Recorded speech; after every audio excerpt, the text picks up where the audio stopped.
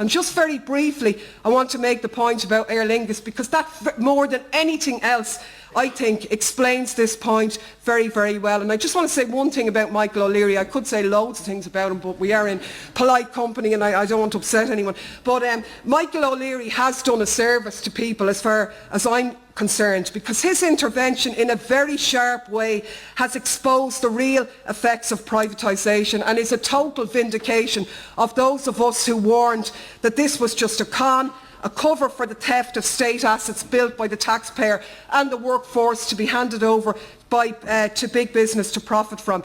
He's obviously thrown the government and the board of Aer Lingus into a total crisis, shock and horror. The same people who prostituted the company, a 70-year-old company, for a song for 140 million back to the Exchequer, they've handed over this company. How dare they then object to who comes in and buys it? And what's the response from the opposition and the government to this? It's that, oh well, that's terrible, it's very anti-competitive, what will we do?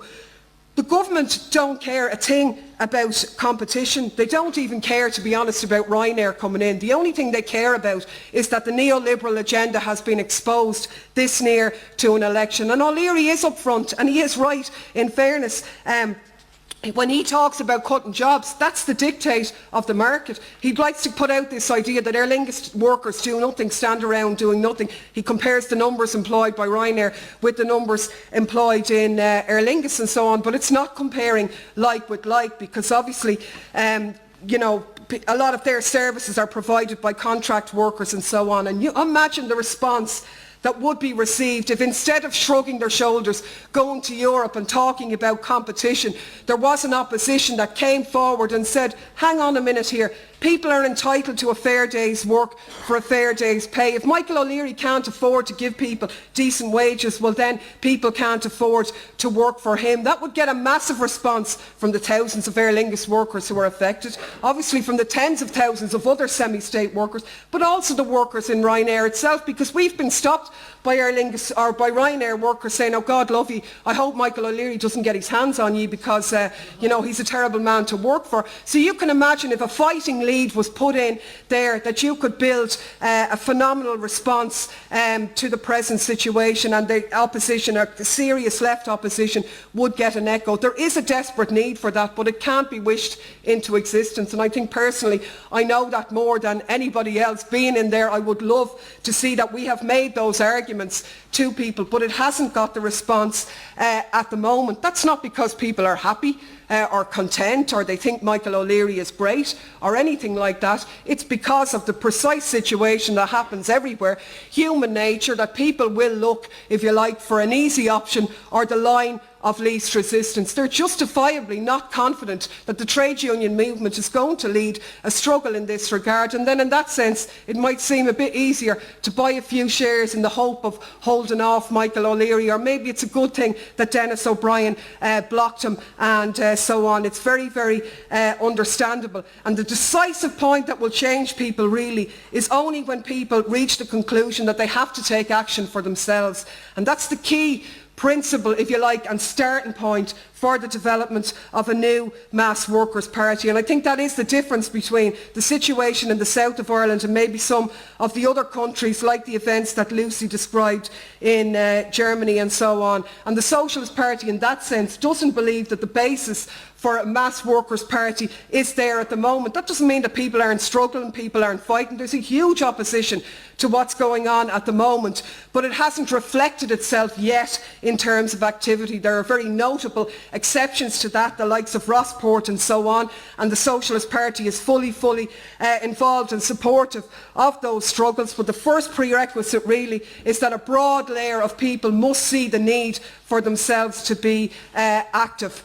But we'd have to say that in and of itself is not enough in this situation, because there have been many parties before where working class people have been involved and have been active in them, the social democracies and so on.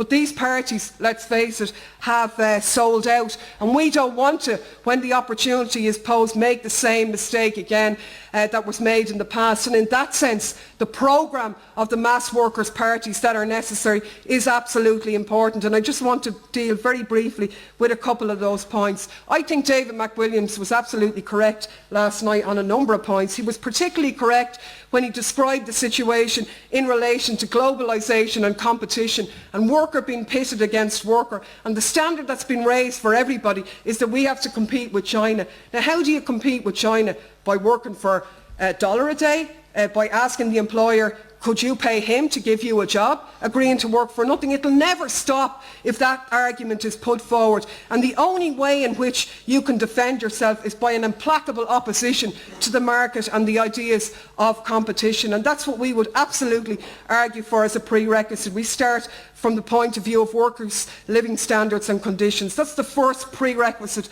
of such a party.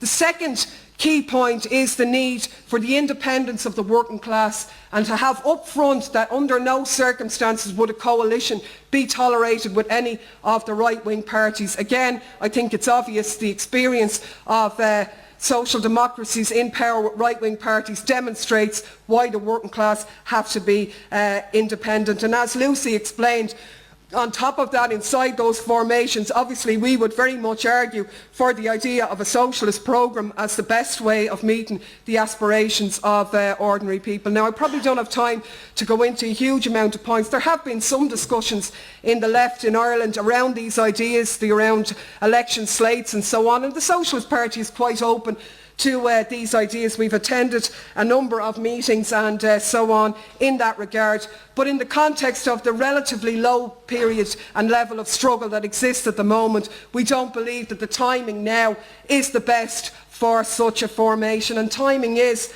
critically important in all of these circumstances. But we do have an extremely proud record of working with others. I think that's the case internationally. It's certainly the case on a day-to-day basis in Ireland, from the water charges battle, the Taxation Justice Alliance that we launched, and working with other significant forces to try and develop an alternative. I think, you know, another point that David McWilliams made, he referred to the example of the housing crisis, and I think he said it was a pyramid scam of monumental proportions, that it was about to crash, that what existed in Ireland wasn't an economic miracle but a massive overdraft. And he then went on to warn of the dangers in that situation. And I agree with that. I think he is absolutely correct in that analysis. But what he forgot to factor in his very pessimistic outlook, in my opinion, he didn't factor in the role of ordinary people to intervene in that situation and change it. And that's the optimism that the Socialist Party gets its ideas from. Not a foolish pie-in-the-sky optimism or anything like that, but an optimism rooted in the response that we ourselves have even got at the present point in time. The example of the work that Mick and Joe and the comrades did around the Gamma intervention. The fact that we are constantly highlighted in terms of Joe's record as the real opposition in the Dáil, that even us, with the forces that we have, can partially fill a vacuum or give people an alternative and something to look towards. And we're very proud of that. But we don't have illusions of grandeur beyond what we are. We know that to really develop things, there will need to be broader workers' formations, and that is why we work side by side with other people to try and develop that. We have a totally different outlook, if you like, than anybody else, because we use elected positions and that as platforms to organise from. And while very much raising the need for such a party, participating alongside workers on the day-to-day struggles, at the moment a crucial part of our role in developing new mass workers' formations is to develop our own forces, our electoral stance coming up in the next year, to position ourselves for when the events akin to the situation in Germany do unfold, that we are in the strategic position to influence, advise and work alongside workers and young people who inevitably will pose the question of a new mass workers' party in Ireland.